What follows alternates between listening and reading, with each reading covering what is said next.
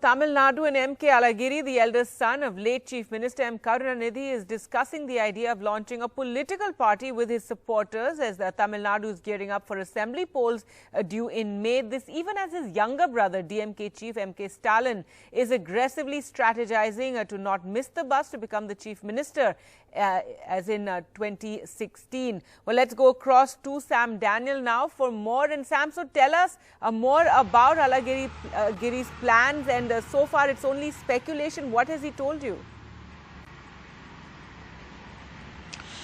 Well, Alagiri has confirmed, Gargi, that he is talking to his supporters to get a sense of whether he should launch his own party or should he support any party from outside. That he has confirmed to us, speaking to me last night. But on the question of reports suggesting that Alagiri could support or join the BJP, that he could meet senior leader Amit Shah, Home Minister Amit Shah, during his visit to Chennai in the next week, that he said these are all cooked up stories, and he has said nobody from the BJP has called me.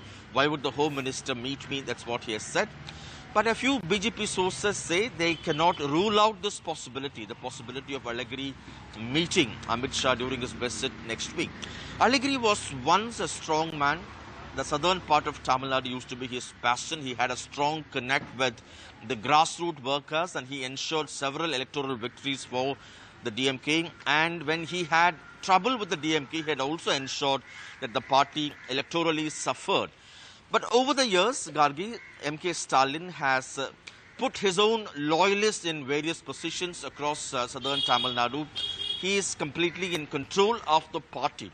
So the big question is Alagiri trying to make a comeback? Is he sending a tacit message to the DMK to take him in so that he could work together?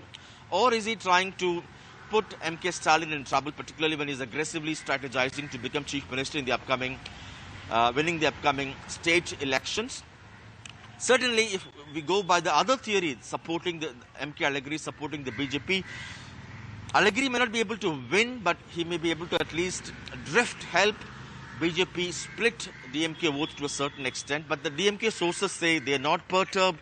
Alagiri, they say, will have zero impact on DMK. But we'll have to wait and watch whether any Alagiri-related developments or stance would be taken by the DMK in the upcoming high-level executive meeting very soon.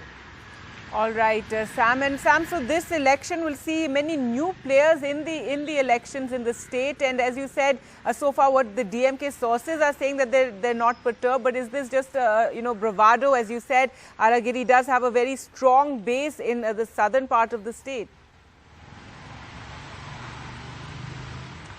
That's right. This election would definitely see new players like actor turned politician Kamal Hassan's M&M playing a key part. At the moment, Rajinikanth's political plunge seems not so sure. A few weeks ago, he had cited his health condition, saying that he would take a call on that question of whether he would make that political plunge later.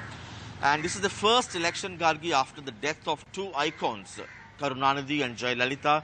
And the incumbent Chief Minister Edappadi Palaniswamy is also trying to make a comeback. If the AIADMK wins, it will be a third consecutive term. But M.K. Stalin, who missed the bus in last elections by winning large number of seats but not adequate enough to capture power, is trying hard to make sure he wouldn't miss the bus. In that sense, every vote is crucial for the DMK, and they wouldn't want votes getting split on any reason. So it's interesting, fascinating, and it's in that sense, Alagiri's postures, as many would call it, appear to be important.